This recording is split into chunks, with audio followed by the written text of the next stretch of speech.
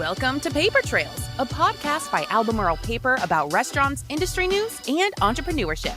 Hosted by Nick Kalogeromitros. Each episode features insights from industry leaders, business owners, and experts sharing what it takes to grow and succeed. What's going on, guys? How are you? And welcome back to the Paper Trails podcast. I'm your host, Nick Kalogeromitros. Very, very excited. I am with Chase Hazelwood with Go Forth Home Services, owner of the company. We're here at his corporate office in High Point, North Carolina. I met Chase just a little bit ago, but we know each other through our marketing team, Jorge, and I am super pumped to be here. I heard one of your podcasts, Chase, 6 months ago, and gosh, I fell in love with your mindset, taking over your family business, I believe, and we'll go through it, scaling it, processes, micromanaging, production, productivity, the whole thing. And anyway, I remember talking to my business partner about it. I talked to our fractional CFO, my CPA. I mean, I sent them the podcast to have them listen to it, and I'm like, you know what? We can do better. There's improvements. So anyway, I'm super pumped to have you on the pod. Thanks for joining us. And so, why don't we give a little bit of background, maybe for people that don't know. My podcast is primarily hospitality, restaurant / entrepreneurs. And so a lot of business owners or aspiring business owners and people that just want to, if not own a business, they want to be peak performers at what they do. And so let's start maybe from the beginning. Where are you from? Are you from this area? Born and raised? Absolutely. I was born here. Grew up in the Greensboro, High Point area of North Carolina. Went to school at UNC Charlotte, which was really cool experience. What a wonderful, wonderful city. And moved back here as a delay tactic between, I was going to go to grad school and get my MBA, and my wife, now, it wasn't my wife at the time, just a girlfriend, but she was at Chapel Hill. And I was like, I got to be closer. Like, I'm like, the sharks are swimming. I got to be closer. So, I moved back, this was like an hour away from where she lived. So it allowed me to interact with her more and all that kind of stuff. What'd you study in school? Business. So at Charlotte was one of the early schools that had an entrepreneurship program. So I majored in entrepreneurship and marketing. What was interesting really about school was I went to school and with this mindset that, like, my parents, middle class family, they're going to take care of everything. And my dad and I kind of got into an argument my freshman year. In my school, like orientation, at some point they had said, well, you don't have to share your grades with your parents. And for whatever reason, I'm like, I'm not telling you my grades. Now I had fine grades. I had like a B average or something. But I had gotten a couple C's. It was like the first C's I'd ever gotten in my life. And it was my freshman year. And I just told him, no, I'm not sharing it with you. And he says, I'm cutting you off. And like financially, I'm not paying for stuff. Because of that? Yeah, if you don't share your grades, I don't get no return on my investment. I don't know what's going on. By the way, completely sensible. However, my reaction was not sensible. And it was like, let's do it, old man, right? And so your ego kicked in a little bit. Oh, and you're like, you know what? Yeah, absolutely. And while a horrific business decision on my part, it turned out probably to be the best thing I ever did. I was going to ask about that. So after my freshman year, I'm like cruising through school, and like summer after my freshman year, and my dad's like, hey, number one, you didn't show me your grades. I'm not paying for school. Number two, don't come home in the summer anymore. We've got a life, right? And we'd rather you just, stay out of this house, kind of thing. And so I went back to school and had like what they call like a full load, right, on the calendar for schedule. And I go in to see my advisor, and I'm like, hey, listen, I'm paying for school now. What do I need to know? And she says, 12 hours costs the same thing as any amount more than 12, okay? And you need 15 hours per semester to graduate, and you took it easy your freshman year, you're a few hours behind. And I was like, well, how many will they let me take? And she's like, well, you can take 18, and anything more than that, you got to get approval. And I'm currently registered with like 15 hours or something. So I go get approval, and I just load up, and I take 21 hours every semester. And I'm like, okay, I'll drop one if I don't feel it. I think it's not going to work or whatever. However, I'm paying for this now. So I'm flipping pizza or like spinning pizzas, right, at a pizza shop. And so like I'm barely making any money, but I'm paying for my school. So I'm basically trying to make all the ends work. And my parents are still like, they didn't like completely financially cut me off. I've got a car, that they've given me and insurance and things like that, right? But so I'm trying to figure it out. Well, I basically go in and just take 21 hours every semester. I hit the library in between classes, and I'm like, oh, so school, and now I'm paying for it. And I'm like, a C, I mean, that's not really getting a lot of benefit, right? I need to go get A's. So I ended up graduating with the rest of my years at like chancellor's list, every semester, like 3.8, 4.0, and in that range. And so I'm like, wow, like this is a completely different college experience. I started my own company in college to pay for everything because I ran out of money pretty quickly. I was screen printing shirts. I was a good salesman, so that was, I'm literally only selling things. How'd you get that idea to do that? So I was working at a lifeguard. I became a lifeguard. That sounded like the easiest job you could possibly get, right? And so I get this lifeguarding job, and one of the guys comes up to me and he's like, "Hey man, I've got this surf brand.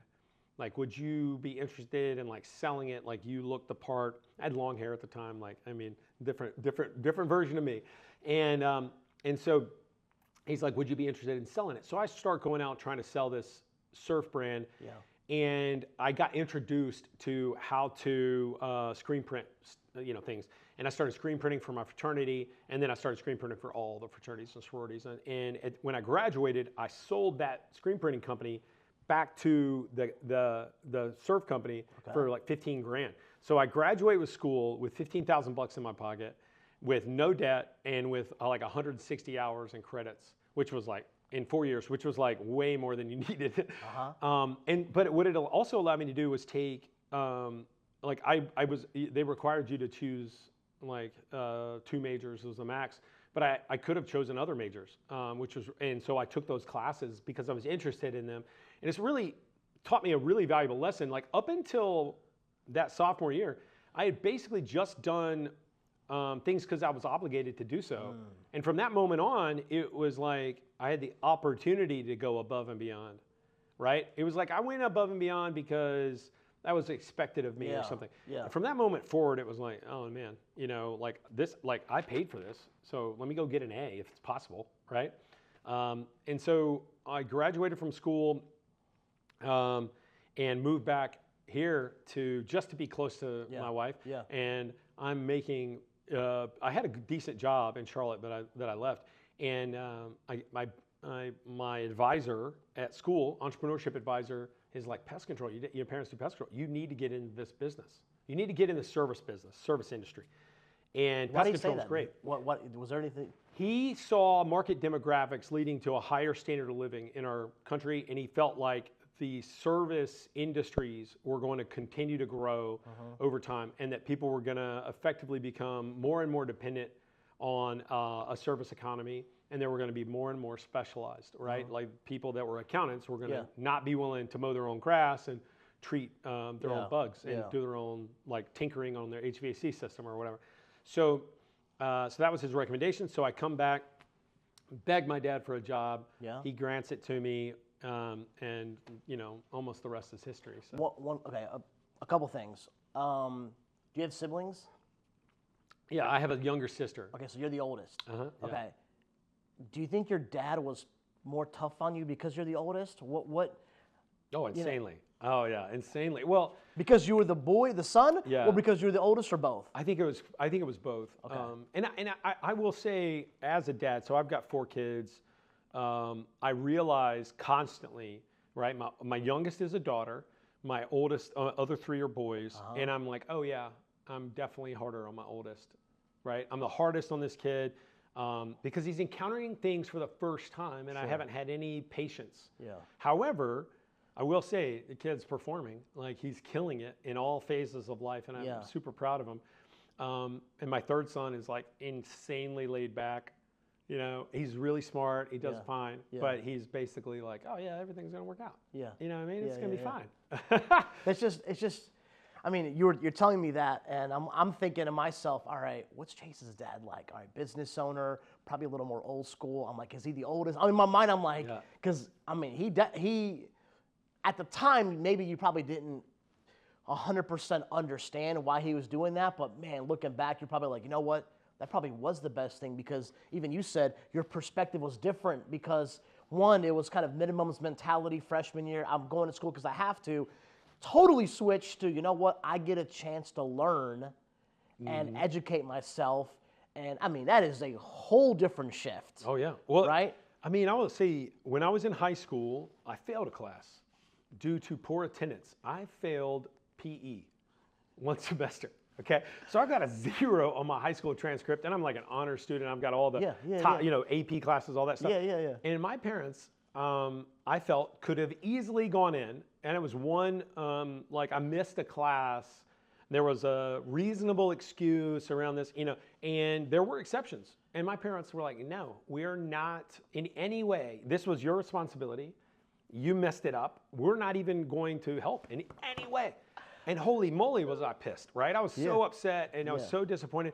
And I look back at it, and I was like, and I credited that for why I ended up going to Charlotte instead of Chapel Hill, maybe, or a school with like a higher academic standard to get in. However, I don't necessarily think that ended up being the only thing. But at the time, the lesson ended up being, hey, you're on your own. Yeah. You're on your own a little bit earlier.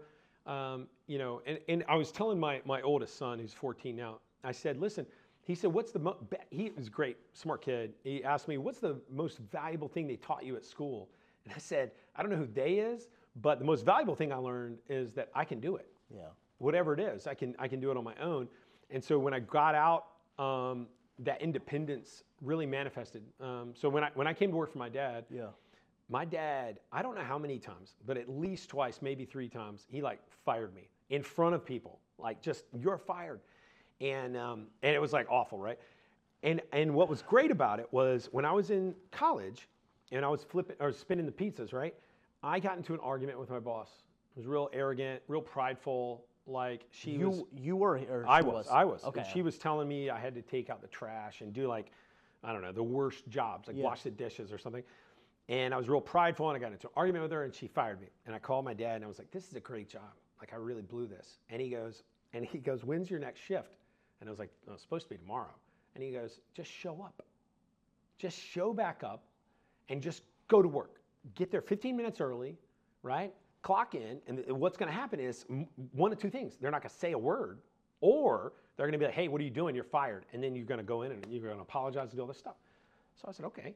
So I show up, and sure enough, she's right there. She's eyeballing me, and I'm like, I nod like that, and I'm like, ticket, like clock in, and I'm like, I walk straight back to the back, wash some dishes, look over at her, I'm like, and she's like, okay, fine. And she lets it all go. And I'm like, wow, okay, interesting lesson, right? So my dad fires me. I go home for the day, cool off, show back up the next morning, 30 minutes early for work. Walk around. He doesn't even say a word. He just lets me keep working. And so I was like, okay, cool. I love that. As long as I just grind it. Yes. Just show up. Right. It's just show up. And so, it's fascinating how all of these lessons like build up, to what you end up doing in life. I love that. Okay. One other thing about school, and then we'll move on. Okay. And be honest. How much did you learn at UNC Charlotte in the entrepreneur program about business ownership that actually was applicable? Because I'm curious for myself, just because I know I'm a Catawba College grad. I live in Salisbury. It's where I grew up. I studied marketing and IT. I graduated from 04 to 08. I graduated in 08. And I don't know. Honestly, there wasn't much for me that I applied into the real world. I started my first company, or my paper company, at 21, 22 years old, right after I graduated. And so, what was your experience like? Yeah, so I guess I think I have 3 answers for this. Okay.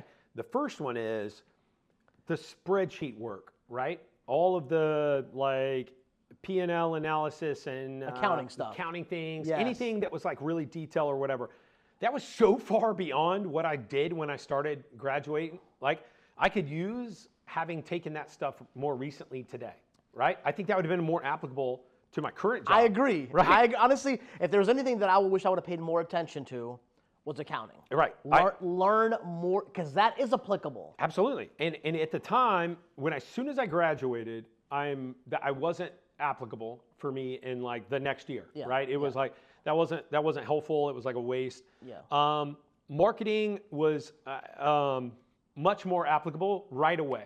And I would say some of it.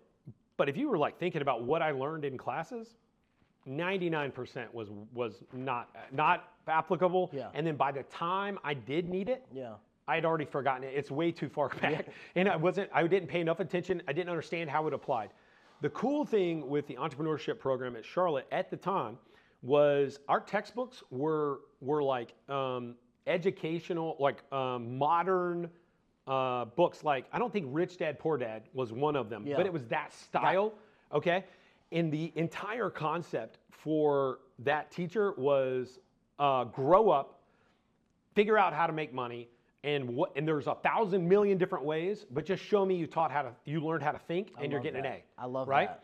And so, like, one of the kids in my class, in my like track, it was an engineering student who had invented an impedance to like a subwoofer. All right, he was an electrical engineer. He had invented an impedance to a subwoofer, like basically that made these subwoofers more efficient. And he did it because he liked car systems and things like that. Yeah. So he figures this out, invents it, realizes he's onto something. They shift him from engineering over to entrepreneurship, and we, as a class, go get a patent and then take it to market, and then we sold it. While I was in my years, we sold it to an audio help company. him? Yeah, oh yeah, it was our project, our school project. So we broke into Who groups. benefited, him or all you guys? No, him. We benefited because we got a degree, but he made all the money. We didn't make anything. But did he have a good exit, or did he have a good? Oh yeah. He did well? He did well. I mean, yeah, he's 23 years old at the time. Are you still in touch with this guy? Selling a technology. No, I haven't spoke to him since I graduated. Okay. But the entire process was so applicable and so cool. Whereas, like, I did take econ classes. I was very good at economics, the econ classes, but they were just extraordinarily, low applicability. One of the most interesting things, you take a management class and they teach you all these things that just are esoteric, and they're not very real. And learning how to, hold standards. Like, if you study, Elon Musk or Jeff Bezos, and you just go, what did you do? Yeah. Right. None of that stuff's in school. Yeah. Like, none of those things. They're not running those things through like, some kind of collegiate program. Like, this guy comes in and he basically, I remember yesterday, we have a process improvement department. Okay, that's their job, and they follow his 5 rules. And the first rule is make requirements less dumb. Right? So we take a process and then we list out the requirements. Who is he? Bezos? Musk, sorry. Musk, okay. And then the second one is delete everything that's unnecessary. Well, like, you don't learn things like that in college. Yeah. And so realistically, I think that that was, I think the real benefit I got was independence. I don't know how quickly I would have gained independence and autonomy without having gone to school, so I can give a little bit of credit to that. At the time, UNC Charlotte was very affordable. It wasn't private, obviously. It was like a really affordable college. Like, I was able to work a job making $8, $9 an hour, maybe, $12 an hour doing lifeguarding or whatever. And then start my own little company, and then pay, the vast majority of all my schooling and everything. And so I don't even know if you can do that today based on the cost of the education. Yep. And so I'm concerned that it's no longer going to present the same value, like, that you were talking about. Yep.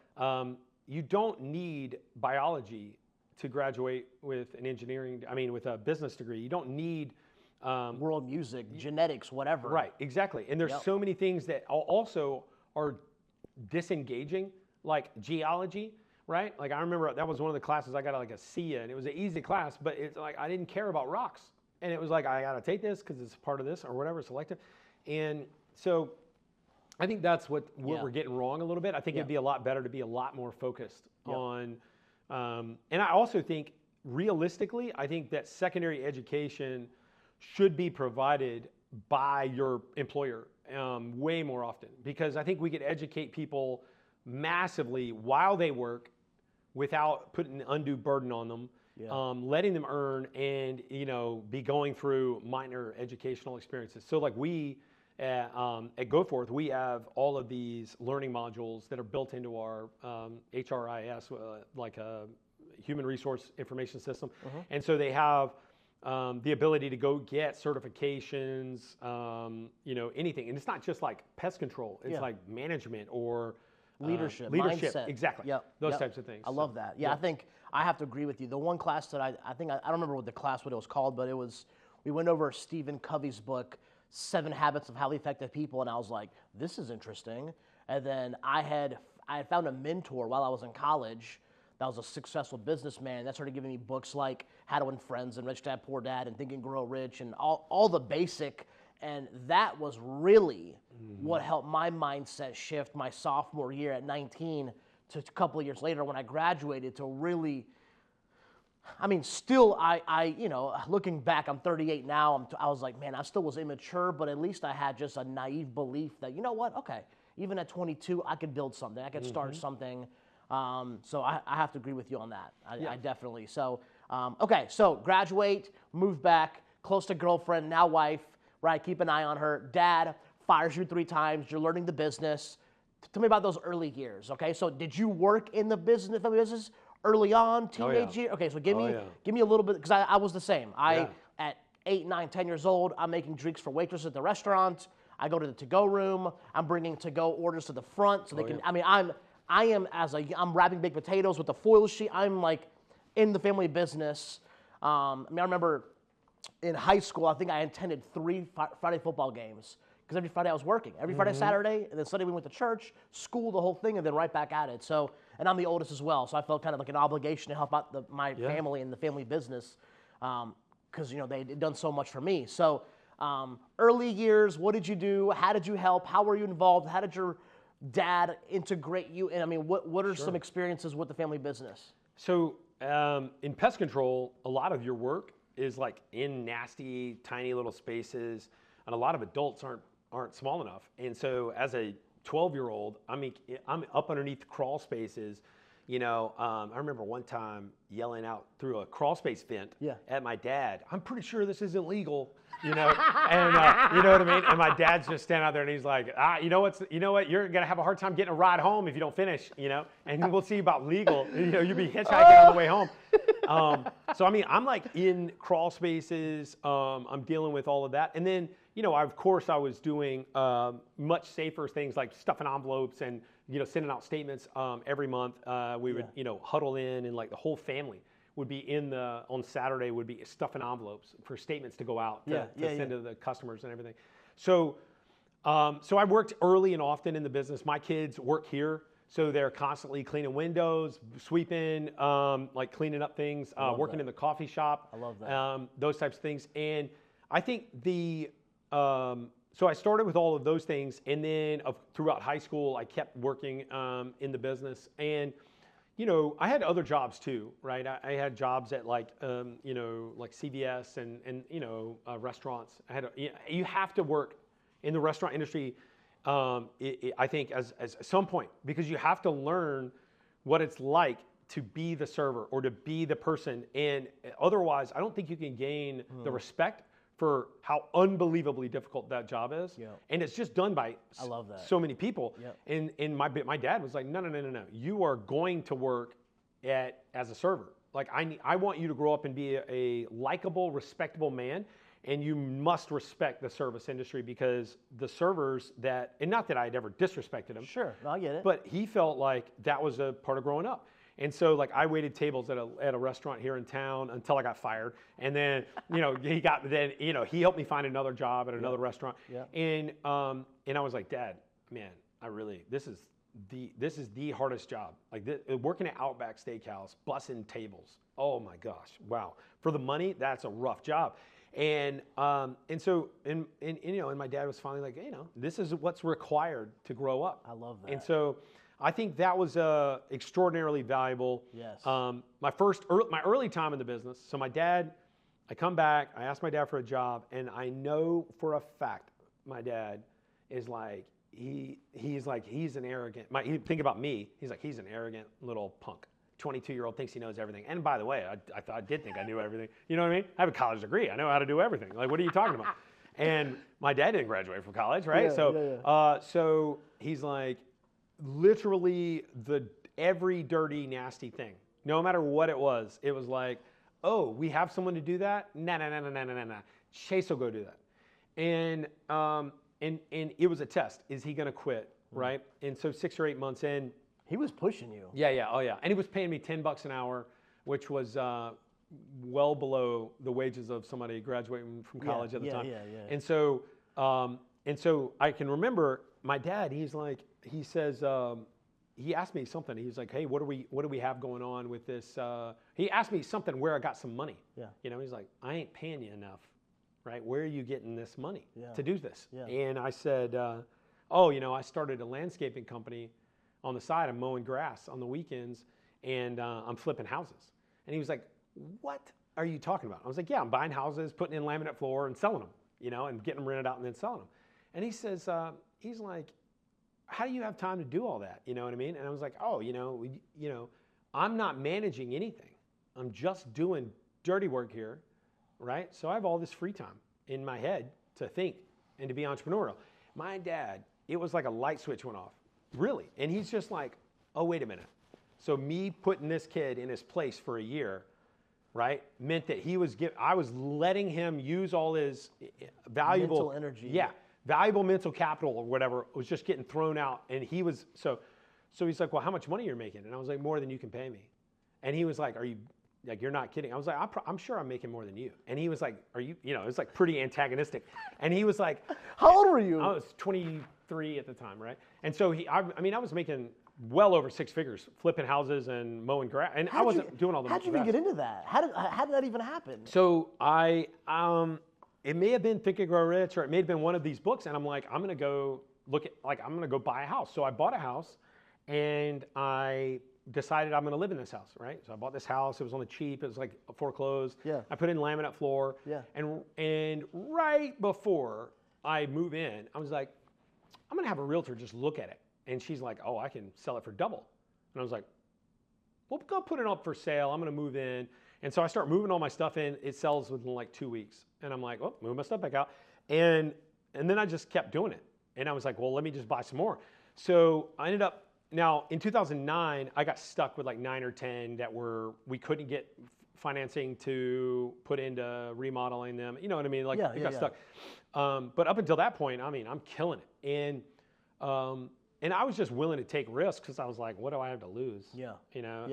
I remember telling my dad, like, well, foreclosure will fall off my credit report in 7 years. So, I mean, like, I'm only 23 or 24, whatever. It'll be fine. And my dad just couldn't imagine thinking that way. So this is a classic rich dad, poor dad scenario. Right. In the book. Yep. I mean, the rich dad didn't pay the 2 kids so that the poor dad hated the rich dad because of it. Mm-hmm. But the rich dad was teaching them was, while you're doing this for free, look for opportunities to create income because you're not working for a paycheck or a dollar. Right. And I was like, wow, you literally did that. Absolutely. And I mean, my entire model was like, I wanted to be really wealthy, way more wealthy than I saw my parents being, right? My parents had money worries, like most anyone. And I was like, I'm gonna get so much more wealthy, and this is what I wanna do. And after my dad realized that I was, like, I ended up having to show him like bank statements, like how much money I had, and he was just like, and I know what his first reaction had to be. Like, I'm gonna check our books. Like, I'm gonna make sure there's no money missing, right? Yeah. Because how did he get this money? And then it was like, well, is it that easy? And then it was like, no. He's actually working really, really hard behind the scenes. And then it was like, okay, I'm gonna take him with me to more business-oriented things. Because up until that moment, I would show up for work, and whatever the worst work was that day, I went to go do. You were just an employee.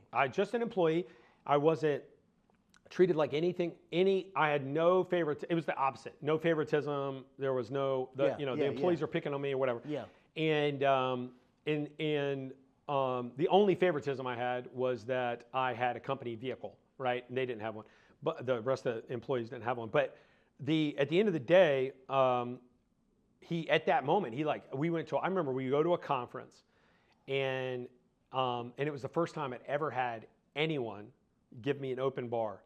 Okay, like I'm not paying for my drinks. Yeah. And I just went nuts, right? And so night one, I'm hungover the next day so bad that I can barely function to get through class, And my dad is like, "Oh, wow, you're an idiot. Like, what have I done? Like, I'm thinking I'm going to trust my business to this moron." Right? And I'm dragging through. I will say that's one thing I did learn in college was how to go to class hungover and figure it out. But anyway, so I'm dragging through the classes, and I go we come back, and I wrote up a plan, and I was like, this is the plan. This is how we're going to go from where we are today to the next step. And it was like in your family business. In the family business, Gotcha. And it was things I had no control over. So I'm like a termite technician. I'm digging ditches, spraying houses, or whatever. I had no control over these things, but I was like, these people are paid they're paid by percentage piecemeal. This is too high. Based on what I saw, the math won't work. Okay, you can't pay these people this high a percentage. Okay, it needs to be here, and that's drastically lower. In order for those people to be willing to accept that, we've got to come up with another way for them to benefit us where we both win and they get the rest of the money. So I was like, what we're going to do is create sales programming where they can sell things themselves. And those sales are going to offset the lack in percentage. Sure. And and then the last thing was we're going to pitch this to them as the white collaring of their job. Like they have a blue collar, hard work, gritty job, dirty, roaches, rats. And this is how we're going to make it more white collar. Because you're going to be more sales oriented, cleaner. And so we bought new uniforms, we bought new trucks, we bought all of this, pitched it all out totally differently, and then set everything up to basically help them identify, right, what was going on. So we cut their pay by 30%.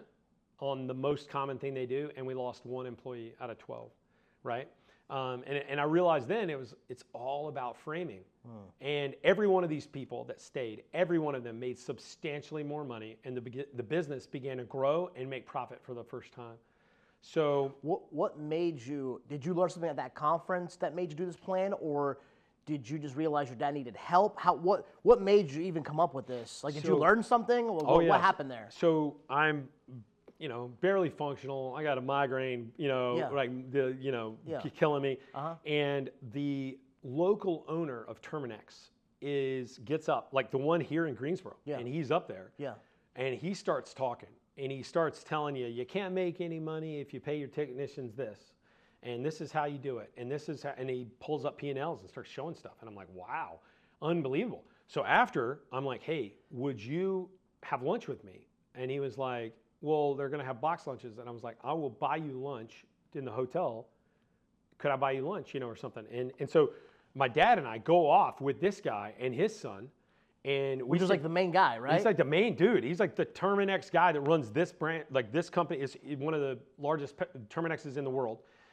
And I just ask him, well, how much do you pay? And I'm naive. And these are questions that he tells me later. Nobody will ask that because that's personal kind of, right? Yeah. And I was like, how much do you pay? And he was like, and then he tells me, and I'm like, okay. And how do you do this? And I'm like, and he was like, what was your dad doing at this moment? My dad is like, ha ha ha, because he's embarrassed that we don't know these things, right? I think, anyway, I would be today. Yeah. So if I went today with my son and my son's asking these questions, I'd be self-conscious. Let's put it that way. At the very least, I'd be really self-conscious that we didn't know these things. Yeah. And so my dad is like, ha ha, and he's interrupting and interjecting, and I'm barrel-eyed, I got bloodshot eyes, and I'm just laser beamed on this guy, and he is telling me anything I want to know, and I'm like, okay. And I remember I take notes on sheets of paper, and I've got them, and I literally leave the lunch, couldn't eat anything, go up to the room, go back to sleep, put ice on my head, and then get back up, go to the next class that I can go to, and I'm after I got back home that weekend, I built out a business plan, Yeah. which was very valuable. I didn't use the business plan model, but I built out what amounted to a business plan. Yeah. And A plan. a plan, right? Yeah. And it was like, okay, we have to pay our people this. How do we get them to not all quit? Right? I don't want them to quit. We like these people. The customers like these people. Okay. And then how do I do this? And how do I do this? And one of the things he taught me was recruiting, that your termite warranty business should not be seen as a liability. It should be seen as an asset. Well, that's not the way we saw it. Okay. We saw it as you sell a termite work, you make the profit on the job, and then you have a warranty that you're forced to offer. And then when they claim on that warranty, there goes your money. Yeah. And he was like, basically, there's a better way to do it. You can make all your money on the warranty side if you do great work, and then you sell the right types of jobs. So we started like really focusing on like, okay, what type of work are we going to sell, and how do we price it, and all those types of things. And so we came away from this meeting, and it was based on the book Good to Great by Jim Collins. Yeah. Right. And so we go through this meeting, we come back and my dad is floored, but he's also intrigued, willing for the first time. Yeah. And he goes, I remember him saying, okay, if everybody quits, what are you going to do? Right? Because I'm going to get ready to present this. Yeah, exactly. Right? What are you going to do? And Yeah. I said, and he goes, and I said, if everyone quits or just the majority of these people quit, I will hire better people immediately and quickly. I will have it. That's what I'm going to do. And he said, well, are you going to go out and do the work yourself? And I was like, no. If I do, I'll never catch up.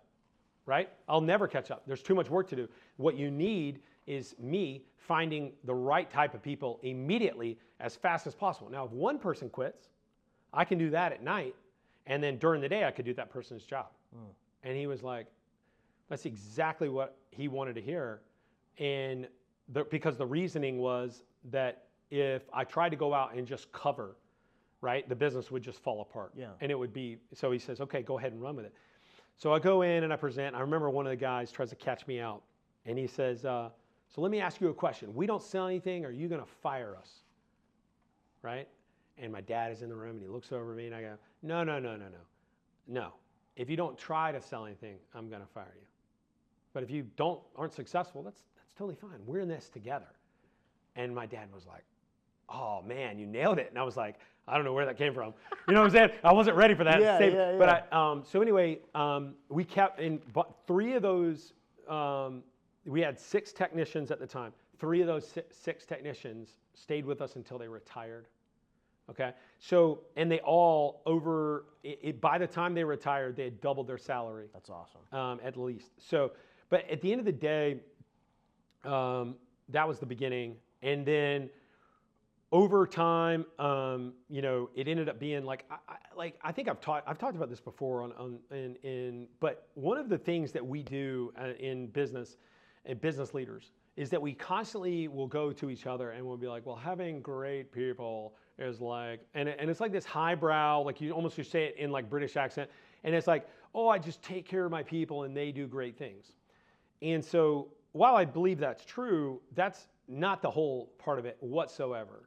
Okay. It is this, it's almost like a subversive statement to say, I'm not really going to tell you how I got here. I'm just going to make these overt statements so that, you think that, oh, I'm just going to give my people more money, or I'm going to give them greater things, and then they're just going to go out and do things on their own. People needed a tremendous amount of direction, tremendous. And being blatantly clear on the direction, matching the talent to the exact direction, the exact activities that you need. What we do as business owners is we almost always, we attach, if you don't have a system in your head, we attach outcomes and we hire people for those outcomes. So you need sales, you hire salespeople, right? That are good, that come off like salespeople or whatever. Yeah. The reality is, and so I'll give you an example. In our call center, that led to extroverts right? When you interview people and you think of an extrovert, they're a sales guy, right? Oh, this guy's he's talking to him. He can talk good, you know? And so the problem with that is if you run a call center and you hire only extroverts, you have caused unorganization to the total max. disaster, right? They are building little cliques and they are like, they're performing little riots. Like, we're all going to get together at lunchtime and talk about how we're going to stage a walkout because they don't have, and you're like, what's happening? And the reality is, what you really want in a call center is an introvert. You want someone that knows how to be friendly with people, but doesn't get all their energy from social interaction because they're not going to socially interact with a big group of people all the time, right? And so what we had, and like, you hire a bunch of extroverts and doing pest control, what do you got? You got a guy on his Bluetooth treating a house while he's talking to his friend or his wife or his girlfriend or whatever. And there's a lot of downside to that. So when we hire salespeople, right, we're not hiring for the outcome of sales. We're hiring for the activity. So what do we want? We want a guy that will do, what's activity number one in our pipeline? Activity number one in our pipeline for, let's say, a call center employee. Activity number one, follow the script. Activity number one, follow the script. If you sound like you're reading off that script and you follow that script, you will outperform a good salesman who is innovating all day long. Interesting. Absolutely. And I think that's the case with any reasonably developed script. And the same thing would be the case for a waiter. So if a waiter comes in and whips up some whippy way of like trying to get you to buy crap, okay, none of that matters to moving wine if they don't mention wine, right? So if you say, here's your script, this is the wine we're going to move tonight, or this is our special we're going to move tonight, or whatever, this is how you represent it, right? And for example, I've been to dozens of restaurants where the waiter will just sit there and read the special, right? And I'm sure that in a class-minded outset, right, great restaurants are like, oh, that's lowbrow, right? Yeah. However, it doesn't matter, I don't think. I think what matters is, are they confident enough to tell you about the special? Yeah. Right? And did they tell you enough information for you to choose to buy it or not? And that's more of a duplicatable thing anyway. Absolutely. Just read these three things. Absolutely. You don't have to bring somebody in 45 minutes early to train them on the specific wording and everything else. You also could create a brand new special every single day. Yeah. And it could be wildly different than the day before. Yeah. And you don't have to have your people like memorizing the crap out of this thing or like, what is it again?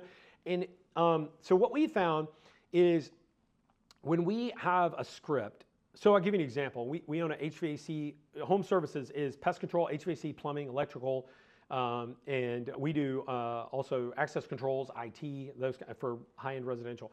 And so when our people answer the phone and our script is related to exactly what they called about, right?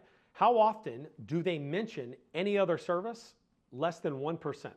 So our people just got off the phone with the HVAC call. Their HVAC, I understand it. But the next call they get is pest control. They read the pest control script. Or if you don't have a script, they're pest control, pest control, pest control. They don't mention anything about any other service, right? When you add steps into the script that say, hey, we got you scheduled, we're coming out, this is the end of product. Hey, who takes care of your HVAC, and plumbing needs? Do you have a company? Oh yeah, we've got a company. Like, are they doing a great job taking care of you? Oh yeah, they're doing great. Well, if you're ever interested, because you're a pest control customer, this is what you get. Do you know what our close rate is at that? If we mention it, our close rate's 10%. So we go from a less than 1% mention rate, which your close rate's going to be incredibly tiny, to a 10% close rate on a cold offer, right? And most of the time, the people are like, yeah, I don't want it. But you still sell 1 in 10? Yeah. Oh, like, I don't want that wine, I don't want that special, but 1 in 10 sell it because you told them anyway? We'll take it. Right? So if you have like an example of a qualifier, so what salespeople do, when you hire a salesperson that's a salesy guy, what he wants to do is he or she wants to qualify that customer as quickly as possible so they are the most efficient with their time, okay? Unbelievably, they're not thinking about being the most effective. They're thinking about not saying, like as if words cost you something, not saying words that don't matter, right? So like in the waiting world, right? When I was a waiter, right? You'd walk up and you go, you might be interested in the specials tonight. You guys interested in any wine or appetizers, right? That is not the way to sell appetizers, okay? The way to sell appetizers is to say, hey guys, we have this incredible dip. Oh, mouth-watering. You should start your dinner with that if you like avocado, or what you like this, or you like that, or whatever. And be like, let me give you guys a few minutes with the menu. Sure, you want me to go ahead and put that in for you? That is the way to sell freaking appetizers. Yeah. Okay, that's the way to sell whatever it is. Yeah. If they came in to buy steak and you want to sell chicken, right? Whatever it is, it's going to be to sell the chicken. The fascinating thing is your salespeople, the better the extrovert, the more extroverted they are, the more they're going to have a sense of connection and empathy, and the more they're going to connect emotionally with the customer, with the potential customer, and they're going to be like, I do not want to give this customer negative emotions because I want to be liked, I want to be accepted by this person. Sure. So I'm not going to give them any negative things. So I don't want them to tell me no. I want them to tell me yes. So I'm only going to ask yes-loaded questions, right? So, and I've heard this in sales world, to get them to say yes to something first and then whatever. Yeah. That's fine. But if you only ask and never ask a no-loaded question, you don't even know where this is. So I'll give you an example. There's a book called Go for No. Yeah, I've read it. Oh, it's fantastic. 3-4 times. The best line in the book is he says, hey, they're working in a suit store, and he says, this guy bought everything I pitched, everything, and the boss says, well, how did you know he was done buying if he said yes to everything? Exactly. It's the most fascinating line I've ever heard. What if the whale that's there really wanted to buy 10 suits? Yeah. But you didn't give him the option. Yeah. Right? So the realistic thing is, if you don't find no, right, you didn't actually do anything. So when we hire salespeople, we hire people that go for no. That's the activity that we're looking for.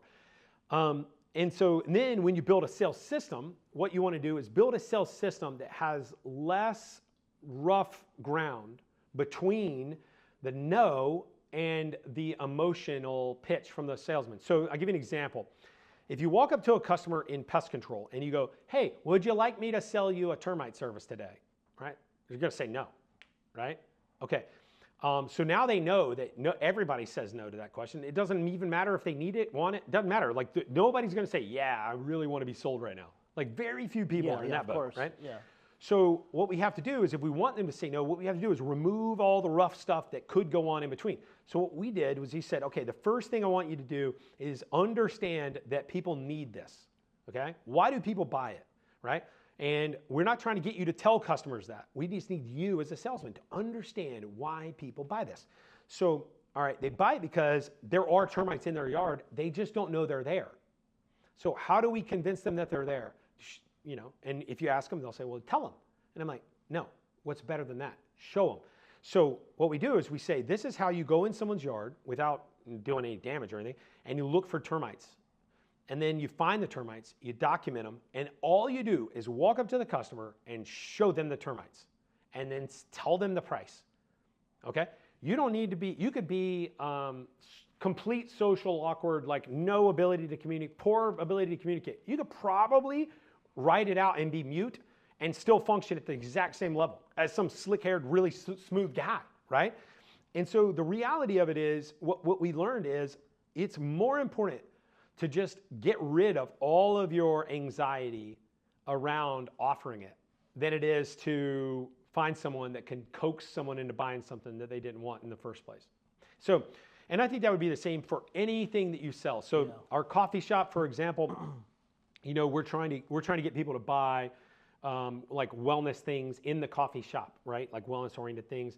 Or and so what we're doing is, how do I get people to try our nitro? Okay, so our nitro, we bought our nitro machine. Other than the capital expense of the nitro machine, this is the highest profit margin. Okay, a cost of goods is the lowest as a percentage of this thing in the whole store. It's the lowest labor, the lowest material. So how do I get people to try the coffee? The thing. Yeah. Well, when I'm behind the counter, it's super easy, man. Have you had nitro before? Oh, you should, dude. Get a nitro. You've got to try. You got to try this, right? Yeah. That's fine. That's so easy, and they all do it. And then you go, hey, if you don't like it, like let me know, right? No harm, no foul, or whatever.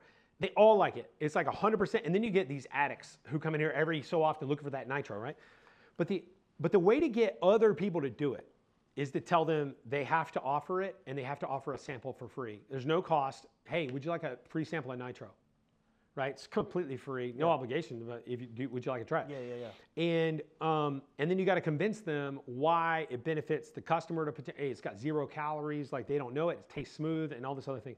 So what's fascinating is there's a psychological element holding every single business back from selling the most to every one of their customers, right? There's some kind of psychological process, unless you are the entrepreneur and you're doing almost all the selling, right? And so if you can find whatever that rough integration is and like whatever that thing is, and then you can start to combat that in your employees, you can create an environment in which your employees really can't not do it. Yeah. Right? You can create an accountability factor that says, like, did the customer say this, right? So for example, how do we know that 1%, we offered 1% of HVAC? How do we know that? Well, we have AI listen to every single phone call, and then tell us, sort them into buckets as to what percentage of the time does this employee do this, this, and this, these 3 factors that we want to know. Yeah. And we go, okay, this is 1%. Hey, employee, you're going to have to start, you're skipping steps, you're doing this, you're doing that. The other thing we did was we made it like literally impossible to complete a sale without inputting information that they had to ask the customer. So the option is actually ask them or tell a lie, right? When you give people an opportunity to tell the truth and do their job right, or tell a lie and do the job wrong, most of the time they're gonna do it right. As long as they know there's a little bit of oversight, people are gonna step up. So our main objective in pest control is hire people that will follow the process, create a process that is auditable, so that you know what the worst thing in the world is to do your job exceptionally well, okay, and nobody notice, but worse than nobody noticing is someone beside you doing it improperly and nobody noticing that they're not doing it right. That's the worst thing in the world. And so if you've got, for example, I believe that culturally in a restaurant and like my coffee shop, if one person is in there and they're going, hey, would you like to do this or add this or do this or that, and the next person beside them doesn't do it over and over, okay, there is no contagion that catches on where they start offering it. The contagion goes the other way, right? I think that commonly— on the negative side. Yeah, on the negative. I think that your culture drops to the lowest standard. So what we say is, we got to raise the standard, right? There are no D players, right? There are no Fs. The standard, the average is C, right? And we shoot for A and B. So long story short, what we do is a thing we call it 3-6-9, okay? And so every single year, every single manager has to rate every employee, and they have to get a 3, a 6, or a 9, okay? Then every single employee, we have to have a plan, right? So if you're rated at 9 at your current role, right? What's the plan? Well, the plan is to figure out how to keep you, because we should be threatened. 9 out of 10? 9 out of 10. Okay, I got you. Right? So like, we should be thinking, this guy's a 9, a gal's a 9. Everybody wants them. How do we keep them? We need a plan for that person. So we need a development plan. We need to show them opportunity. Okay, this guy's a 6. Okay, we need a plan to convert the 6 into a 9. Gotcha. Right? And this guy's a 3. What do we need a plan? We need a plan to replace him. There is no plan to take a 3 and turn him into a 6. Why is he a 3? So is that something that you hire for? Is that just expectations that you're hiring? These are the expectations, and then we'll see what you're doing? Mm-hmm. Or are you making the job so simple, for lack of better terms, that anybody can do it, and now I just need you to perform at this level at least a 6? Yeah, or both. I think it's the latter. Okay. Okay. Now I would love to say, we have really high standards for hiring, and I think we kill it, and we do a really, really good job. We pay a lot of money for blue collar type of work, in pest control especially. And so I think we do have really high standards for hiring, okay? I will say that. However, we do not leave it up. Like, you don't have to hire some guy. They do not have to be intelligent. I'm not saying that we can't reward intelligent people. Sure, you have 130 IQ and you work really hard or whatever. Like, you could probably go up really far in our company. But you could also go really far with a 70 IQ. Yeah. Because it is not going to be rocket science. It's not elitism. You've just developed a program, a system where anybody can grow and scale. Yeah. Right. And it's like it's activity based. So Is that why you think you've been able to scale so fast? Oh yeah, 100%. The deal is, okay, so the idea of creating hiring the best, okay, is a great idea, right? But everybody else has it too. Yeah, that's true. Okay, what makes you better than everyone else as an employer? Like everybody that I know thinks they have the best people. Yeah. I do. Yeah. I think I got the best people. Yeah. But wait a minute, we all can't have the best. Yeah. In fact, we all can't even have above average, right? We can't. So the reality is you think you have the best, but you really don't. And that applies to every single person. Yeah. We don't all have the best. We all have a bell curve, right, at some level. Yeah. And so what you have to do is you have to create a standard where your best people are constantly rewarded, and they also see that the people that are below the average are never accepted, okay? This is unacceptable to be a 3. And I think that is extremely rewarding to high-performing individuals. Yeah. You know, being the oldest, right? You know what the most frustrating thing about being the oldest was? Watching your younger siblings get away with shit, right? You know what I mean? Like, you know, wait, I can't do that. Like, I didn't do this. Like, you're letting them say this or do that or whatever. Yeah. Okay, that's the exact same thing with your high performers in your organization. But what you do is you have the expectation that they continue to perform at this high level. You accept these lower standards, and then you work with the people that have really low standards. Well, So do you fire fast? Oh yeah, absolutely. And because I think that's something that I'm not great at. Something that I've got to get better at. You know, I think I have maybe a little too much empathy towards. I try second chance, third chance. I'm like, you know what I mean? Like is that something you just learn by just practically being in the business, and you're like, you know what, Dad, we're wasting time with this person. Yeah. He's not performing. He's not right. Is that something that you learned? So I need to take a little humble pie here, okay? So you asked, do you hire fast? I took that you as the royal you, Yes. right? The company. Yes. We do fire fast. Does Chase fire fast? No. I'm empathetic. I'm too emotional. Me too. I'm way too engaged with these people. I have too much faith in them, right? It's way too connected. It's tough, man. It's impossible, tough. really.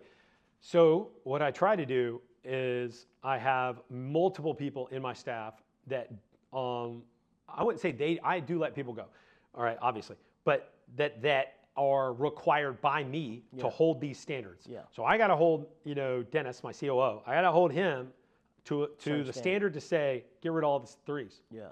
And the 3s are, it's not that the employees are a number, because they're absolutely not. But when you can detach that way and look at the 3s in a group, Gotcha. It's like, no, this is the standard. Then he can turn his empathy down a notch and go, yeah, but we got to hold it. Because here's the deal.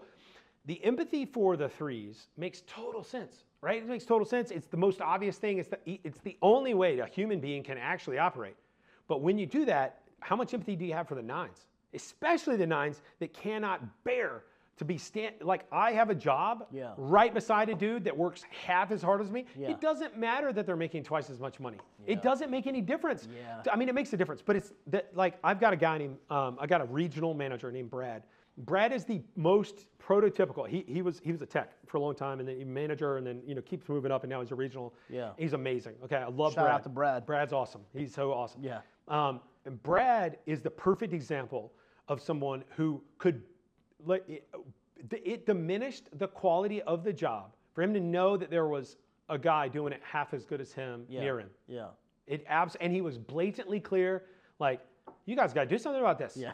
You guys got to do something. If you don't do something about this, this diminishes the way I feel about this job. Yes. And it was like, wow, Which that's is a perfect way to understandable. say that. Yeah. I think when you are a 9, you feel that. It's kind of like if you're playing like pickup basketball, and you're in a group of like semi-professionals, and then like a middle school kid comes, and you're like, dude, like you're just like, Yep. you're just not up to the level. Like That's you can't right. have as much fun because you're not around, right? Now, is this something that your dad wasn't doing in the family business that you implemented? Like, what are a couple of things? Yes. Just some mindset that you'd be able to kind of flip a switch So I think to help scale. Because when you kind of took over, so to speak, where were you as a company then, and then where are you now? Just so Great. people have some context Yeah.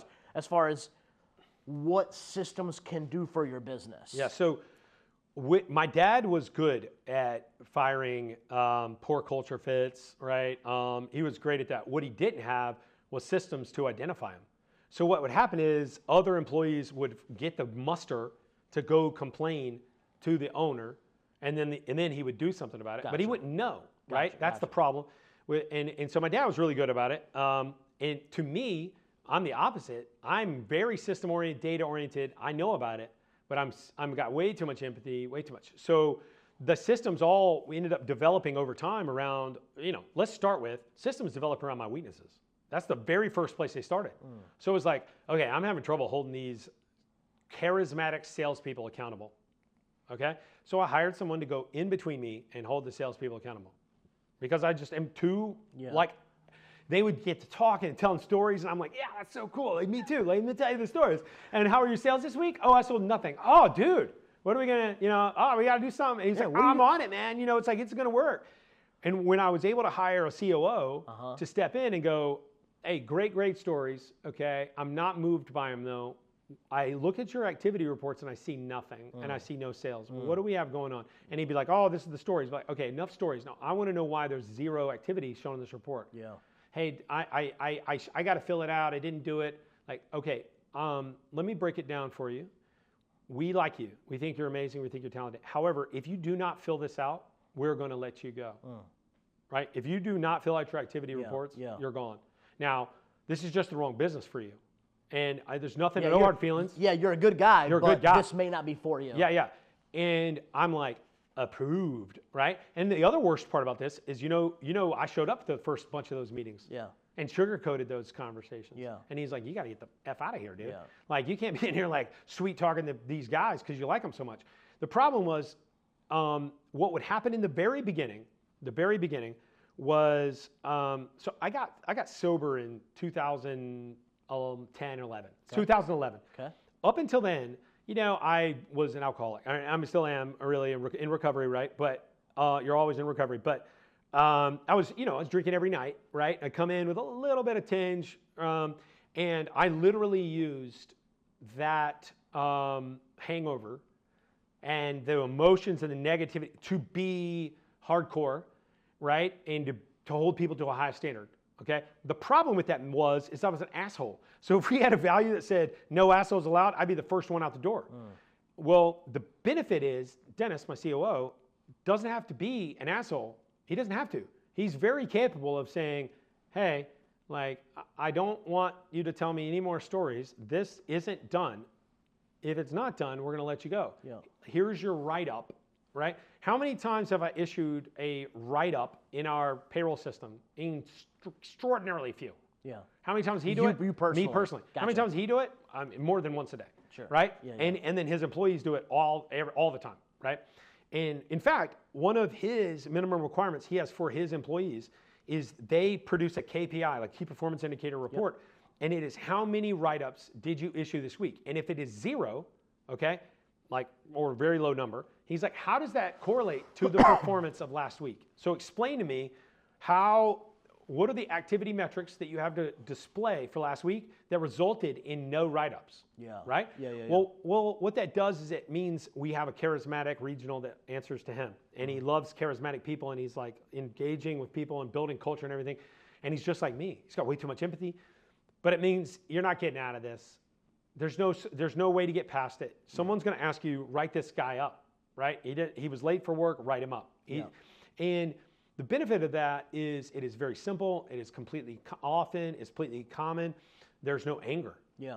Like Dennis doesn't yell at people. It's just number. It's just I pure yelled at numbers. people. God, I yelled at people all the time, and I loved them. I loved them, lost sleep, emotionally worrying about them as a person. Yeah. But I yelled at them. Yeah. And I'm like, what a piece of dookie. And Dennis goes in and he says, hey, no hard feelings, but this isn't working out. We're gonna have to let you go. And in order for me to get there, I had to be angry. Yeah. So recognize those weaknesses in yourself, and then get yourself a layer of management in between that will fulfill that role, exactingly. I think this is a classic example of put the team together that's opposite of you. Hire your weakness. I think this is a perfect example of, you know what? This guy's good at sales, you're good at sales. Why would you hire them then? I know I'm not a detail person. The moment we hired our office manager, Sally, who her family had a lumber company, 200 employees. She's a Chapel Hill grad. She's in her early 60s. So like my second mom, loves us like we're her kids. Yeah. But 9 years ago, whenever we hired her, our books are off. It's okay. I mean, no. We need to bring all bookkeeping in house. Our CPA used to do it. We could save money that way. You'll have a better knowledge of what's going on. Everything changed when you hire the right people when you're hiring out your weaknesses. And so I love that. One last thing kind of as we're wrapping up, okay? I'd love to hear about, because this is kind of the phase this may be a selfish question, okay? Tell me a little bit about the acquisition game.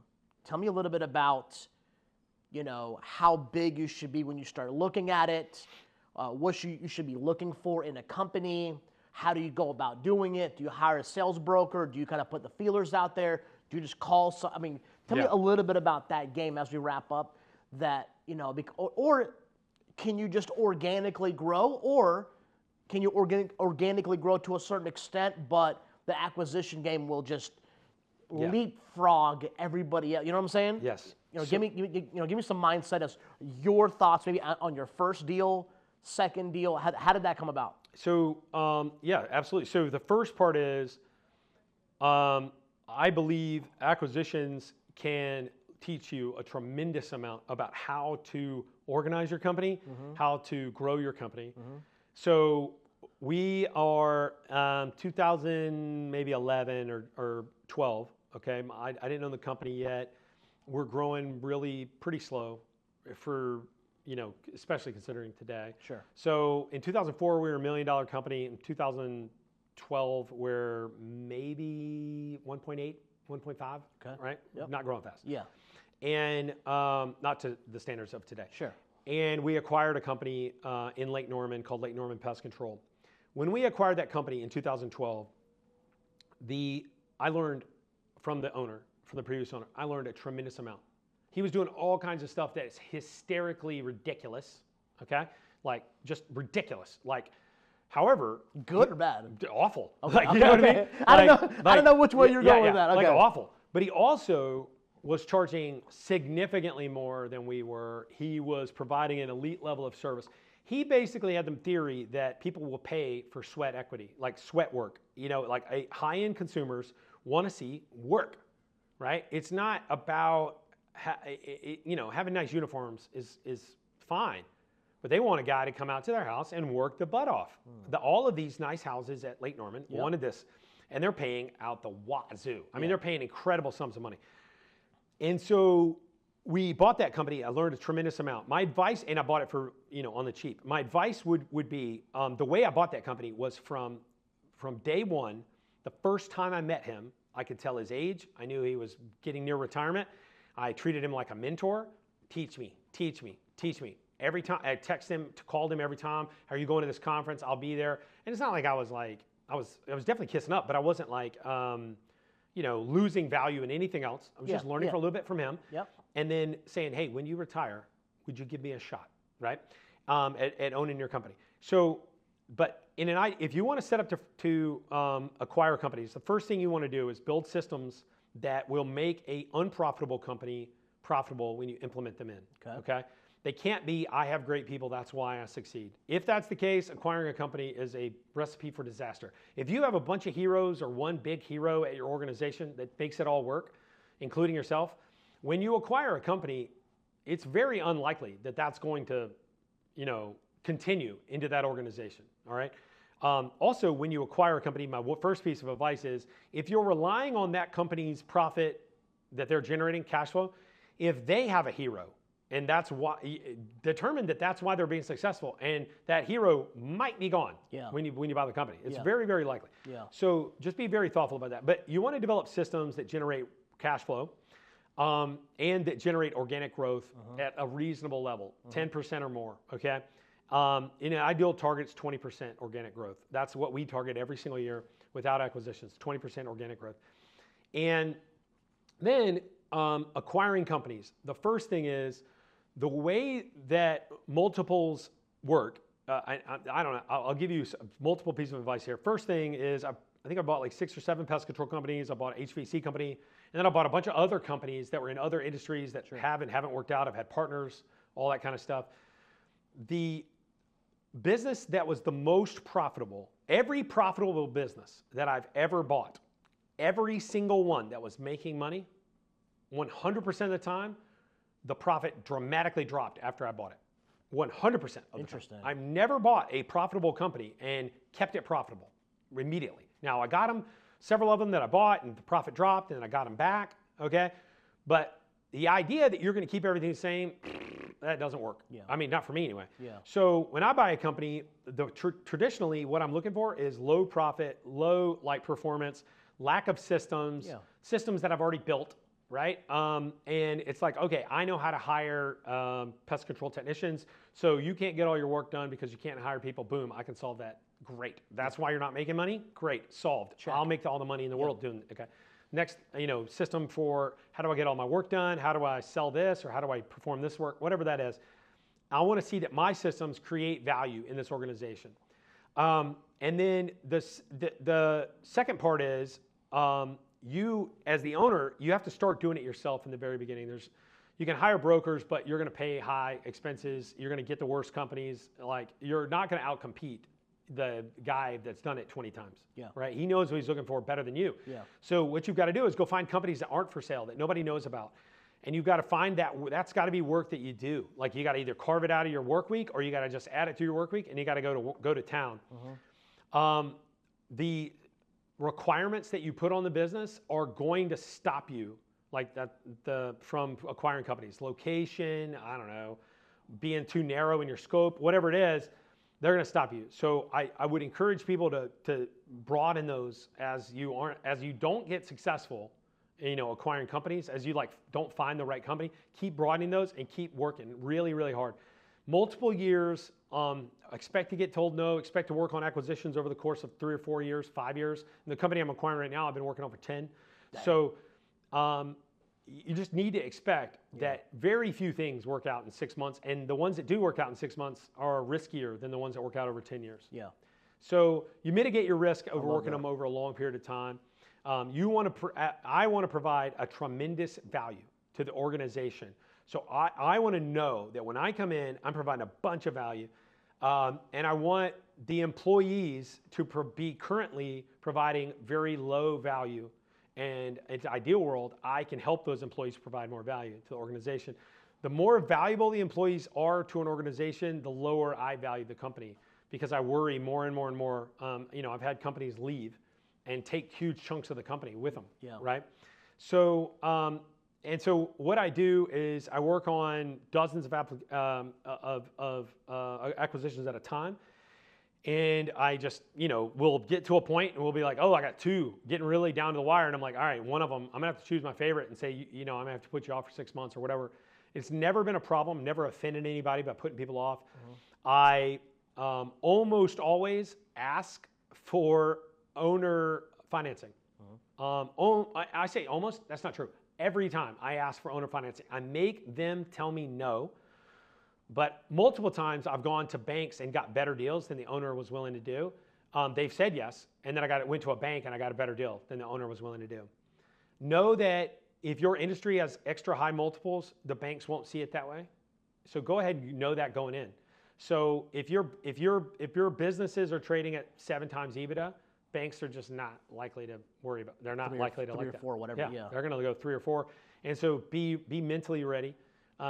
Build a little nest egg of cash. The banks will be way more likely to appreciate that. Yep. And then the due diligence.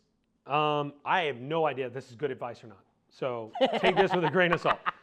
I have accountants, my CFO, all these people that do all this due diligence. I'm just going to be frank.